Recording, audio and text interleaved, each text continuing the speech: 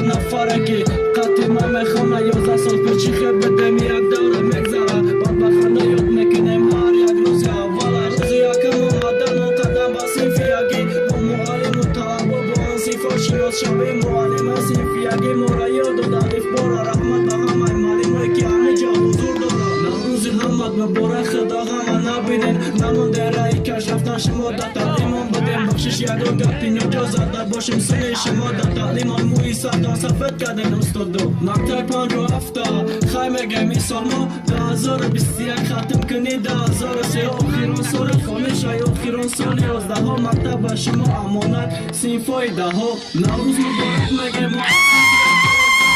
مبارک میگه ما به هر یک دخترم دکانی دختر تاجیک اطلاع زبانده تایید نوروز همتون دلبا باشه خنده نوروز مبارک میگه ما صنفیت تا 11 نوروز مبارک میگه ما به هر یک دخترم دکانی دختر تاجیک اطلاع زبانده تایید نوروز همتون دلبا باشه خنده بهار بگو شکوفان پیشواز میگیرد بهار تایید نوروزی ما هم دهقان هم بهار بار فصل زباترید میگم بار فصل سرای تو بهار دیگر است و نخدارک تایی مورا نوروزی همت مبارک معلم و معلمه ها نوروزی همت مبارک صنفای 11 ها سرجم باشه رنگ این روز خیلی هستی سرجم نوروز مبارک تاجیکستان بهار هموطن حیات نمیبره معلم و تا آخر تعتیمان بده راه بار صنف کریموف تا آخر دادرمان بده